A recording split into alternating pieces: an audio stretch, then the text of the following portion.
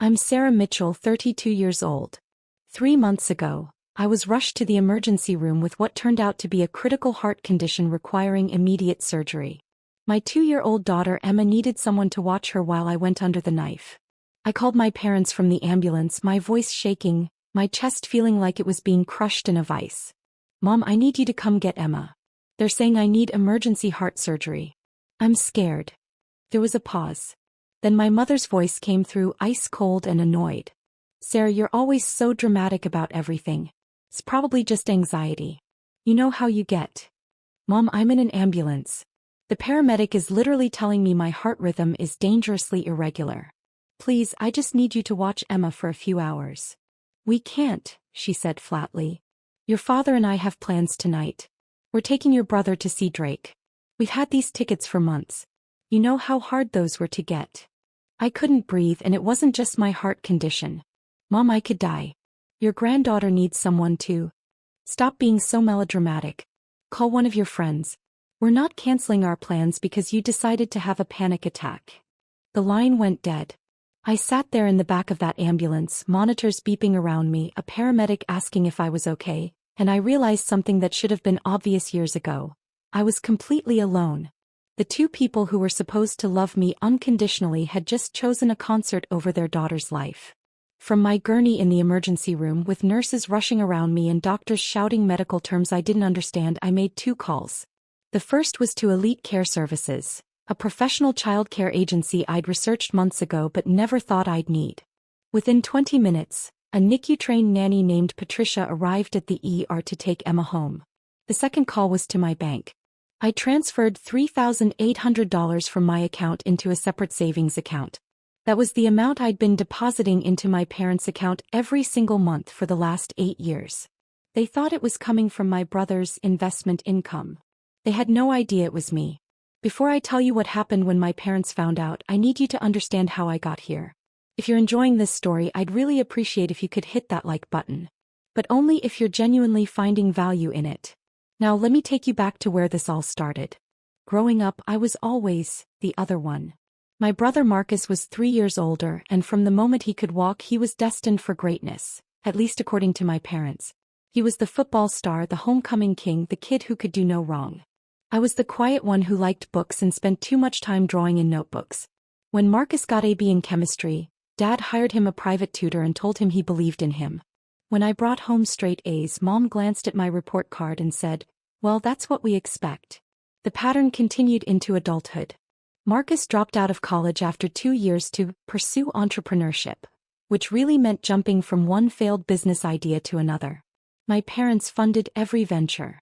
They bought him a condo when he was 23. They co-signed for a BMW he couldn't afford. When his ventures inevitably collapsed, they covered his debts without question. Meanwhile, I put myself through nursing school working 3 jobs. I graduated with honors, landed a position at County General Hospital, and bought a small house in a modest neighborhood. My parents came to my graduation but left early because Marcus had a big investor meeting that turned out to be drinks with friends. When I got pregnant with Emma at 29, after my husband died in a construction accident, my parents' response was typically underwhelming. "Well, that's going to make things harder for you," Mom said. No offer to help. No excitement about their first grandchild. Just disappointment that I'd complicated my life. What they didn't know, what they'd never known, was that I'd been supporting them financially for nearly a decade. It started when I was 24. I'd just gotten my first real nursing job with a decent salary. My parents called me one night, which was unusual. They only called when they needed something. "Sarah, we need to talk to you about something serious," Dad said. "We're behind on rent. 3 months behind. We might get evicted." I was shocked. "How did this happen? You both work. Your mother's hours got cut. My back has been acting up, so I've been missing shifts. We just need a little help to get caught up." "How much do you need?" "About $4,000 to get current and cover next month." I had $6,000 in my savings account. Money I'd been carefully setting aside. But they were my parents. They needed help. "I can help you," I said. "Thank you, sweetheart. We'll pay you back as soon as we're on our feet." They never paid me back. But a month later they called again.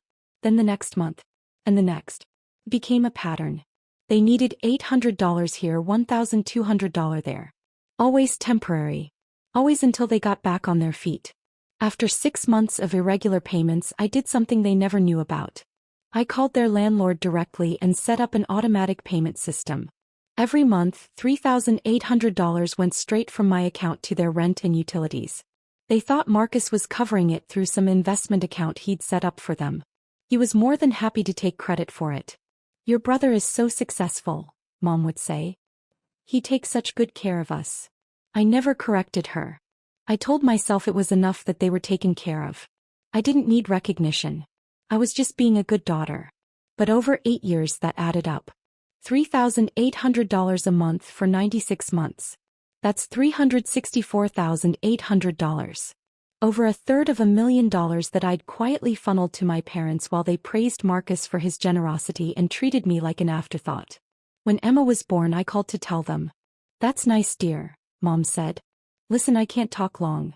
We're heading to Marcus's place for dinner. He's grilling steaks." They didn't visit the hospital. They didn't bring gifts. They didn't offer to help.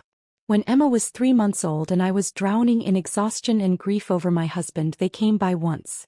Mom held Emma for maybe 5 minutes before handing her back. "She's fussy," she said, as if that was my fault. They left after 20 minutes because they had theater tickets with Marcus. For 2 years this was my reality. Working full-time as an ER nurse, raising Emma alone, paying my parents' rent while they lavished attention on Marcus and ignored their granddaughter. I told myself it was fine. I didn't need them. Emma and I were doing great on our own. And then my heart started giving out. It started 3 weeks before the emergency. I was at work in the middle of a shift when I felt my heart skip. Not the flutter you get when you're nervous. A genuine physical sensation of my heart stopping for a beat, then racing to catch up. I ignored it. Nurses are terrible patients. We always think we know better than to worry about symptoms. But it kept happening.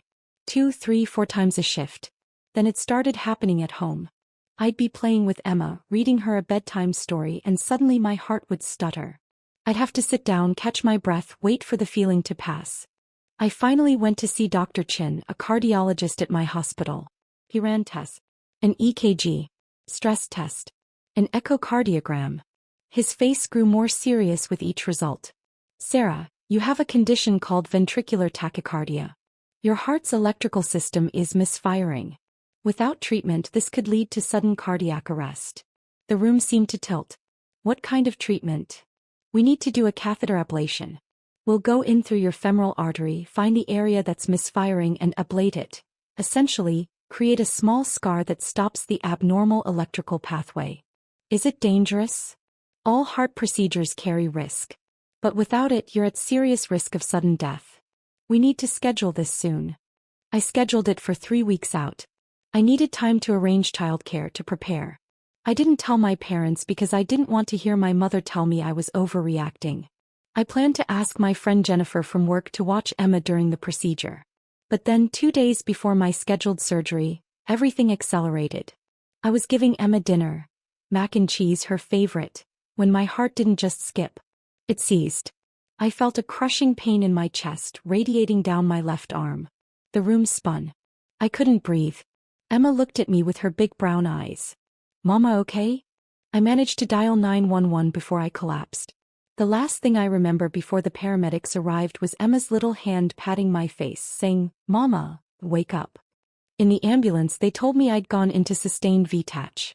My heart rate was over 200 beats per minute. They'd had to cardiovert me, shock my heart back into rhythm. I needed emergency surgery. Tonight. That's when I called my parents. And that's when they told me they had Drake tickets. Patricia, the nanny from Elite Care, was a godsend. She was in her 50s with 20 years of NICU experience and the calm competence of someone who'd seen everything. She arrived at the ER in under 30 minutes, assessed the situation immediately, and scooped Emma into her arms. "Mama has to go help some doctors," she told Emma in a soothing voice. "You and I are going to go have a fun sleepover at your house. We'll read stories and have snacks, and when you wake up, Mama will call you. Does that sound good?"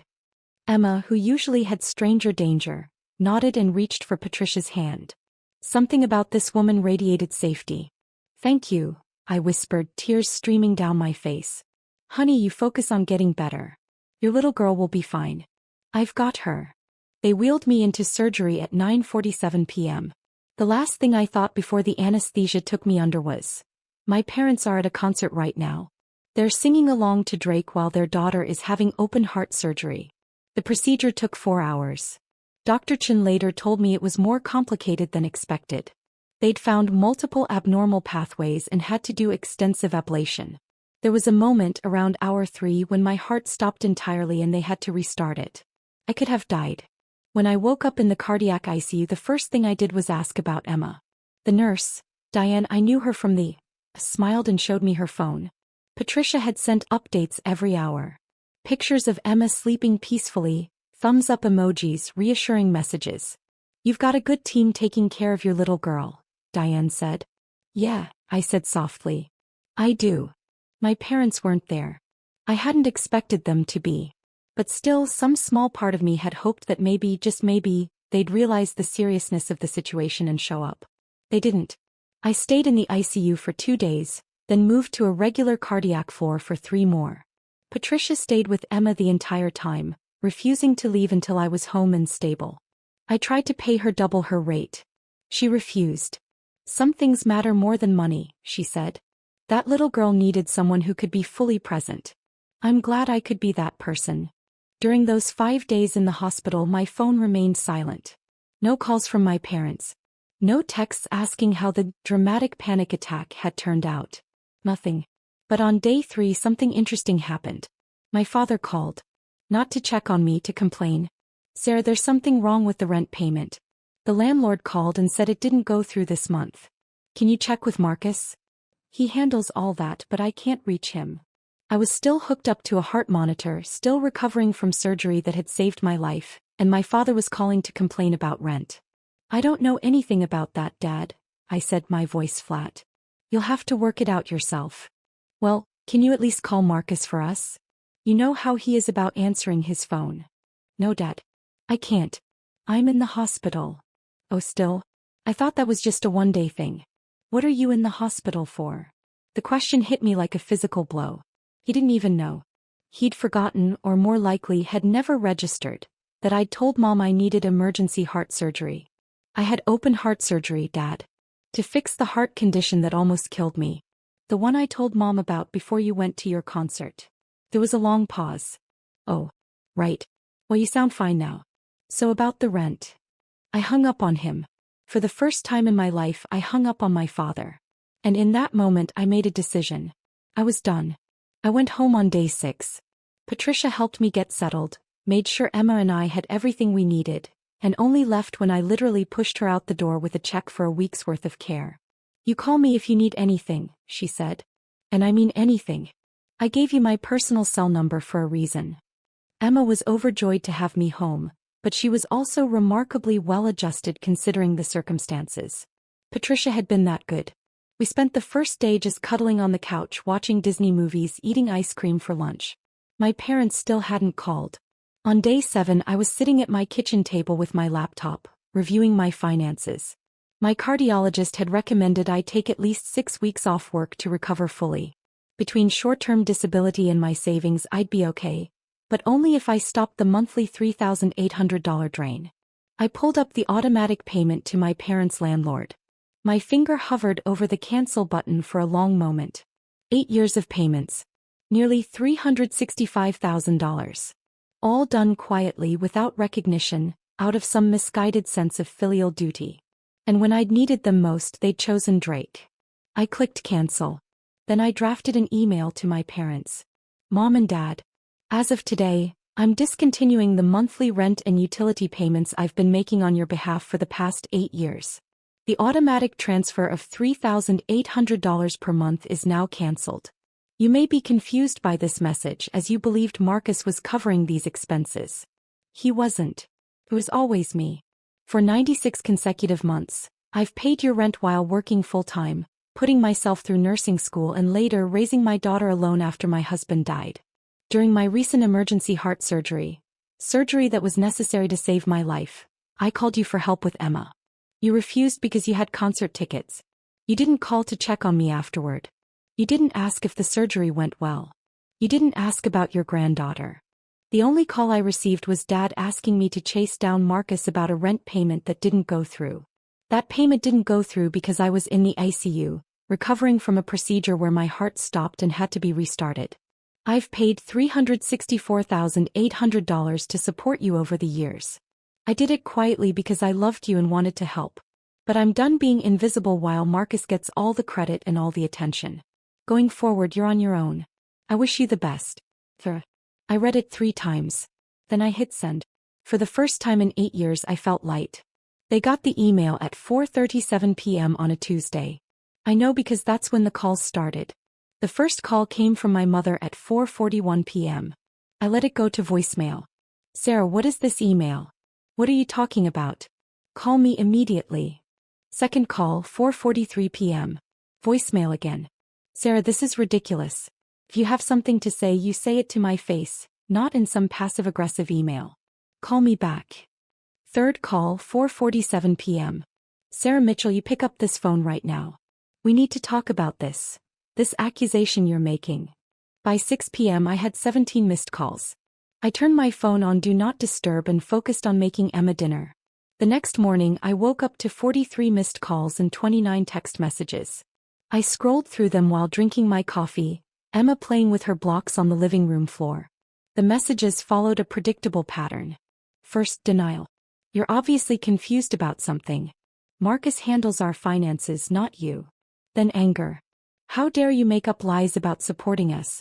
We've never taken a dime from you. Then bargaining. Even if you did help out occasionally, family helps family. That's what you're supposed to do. Then guilt tripping. After everything we've done for you, this is how you repay us? By abandoning us. And finally, panic. Sarah, please. The landlord is demanding the rent. We can't afford this on our own. Please just give us time to figure this out. I didn't respond to any of them. On day 3 post-email, my brother finally called. Marcus had been copied on the email but apparently needed 2 days to process it. This time I answered. Sarah, what the hell is going on? Mom is freaking out. Hi Marcus. How was the Drake concert? What? The concert was fine. Listen, Mom says you're claiming you've been paying their rent for 8 years. That's insane. I set up that investment account for them. No, you didn't. You told them you did. But the actual payments came from my checking account.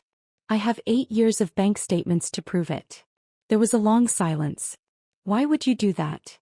Because they needed help and I'm their daughter. The better question is, why did you let them believe it was you? Because, it made them happy. They were proud of me. And that was worth more to you than the truth? Sarah, you don't understand. I've had a lot of failed ventures. A lot of disappointments. They needed to believe I was successful at something. It wasn't hurting anyone. It was hurting me, Marcus. It hurt every time they praised you for your generosity while ignoring everything I did. It hurt when I needed help with Emma and they were too busy celebrating your latest scheme. And it really hurt when I was having emergency heart surgery and they couldn't be bothered because they had concert tickets with you. I didn't know about the surgery. Because none of you ever asked how I was. When's the last time you called me just to talk? When's the last time any of you asked about Emma?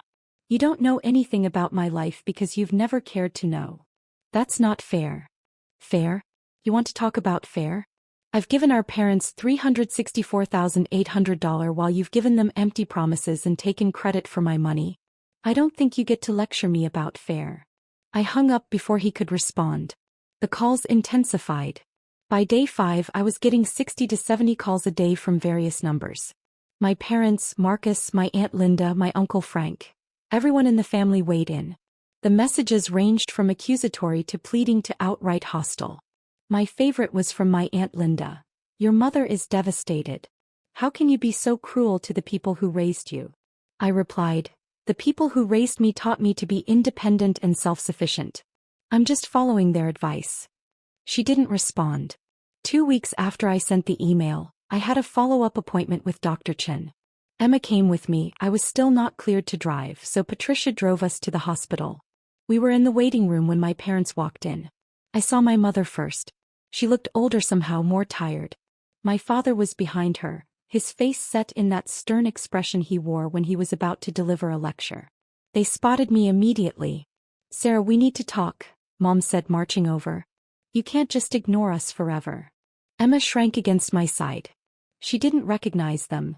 They'd seen her so rarely that they were essentially strangers to her. Not here, I said quietly. I have an appointment. We've been trying to reach you for 2 weeks. 2 weeks, Sarah. Do you know what you've put us through?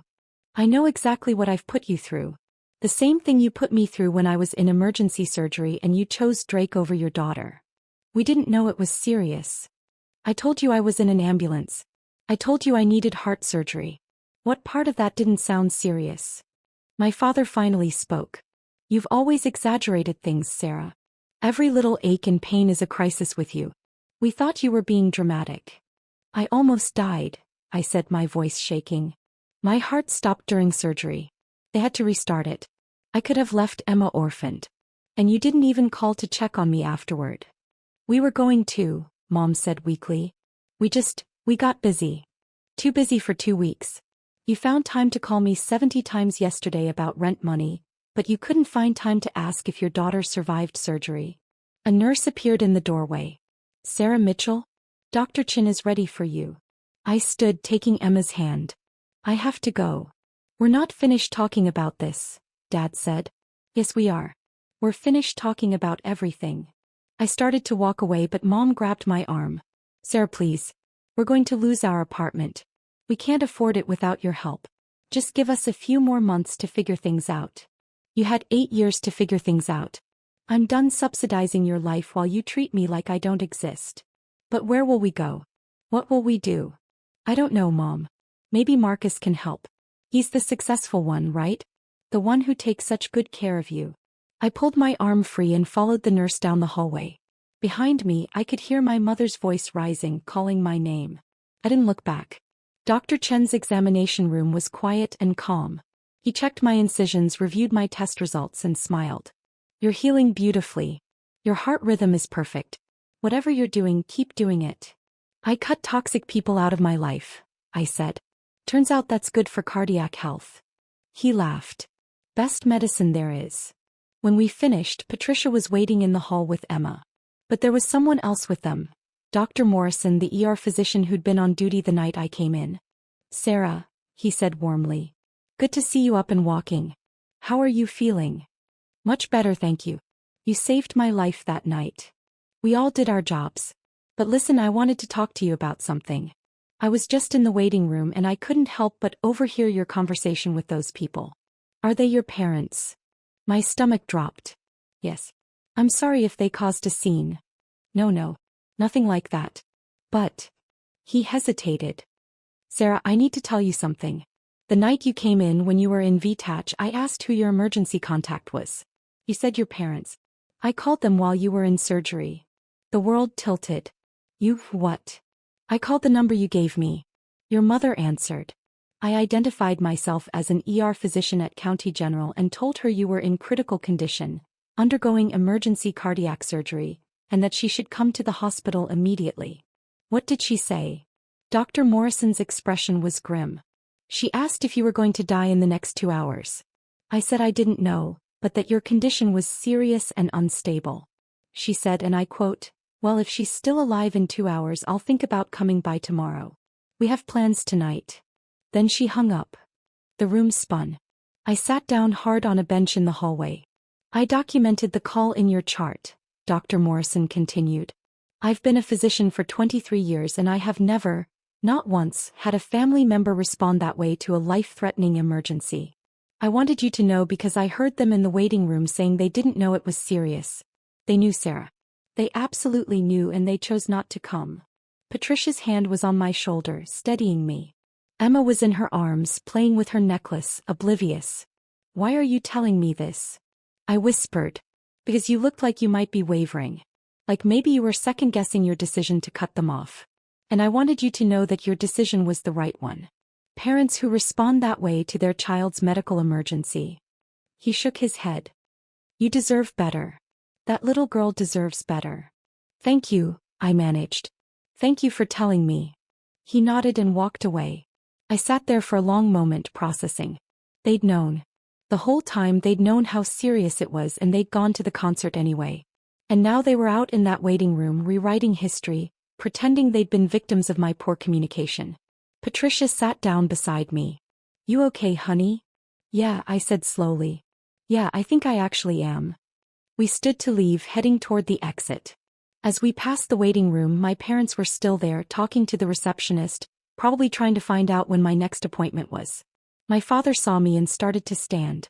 I met his eyes and shook my head once. He froze. Then Dr. Morrison stepped into the waiting room.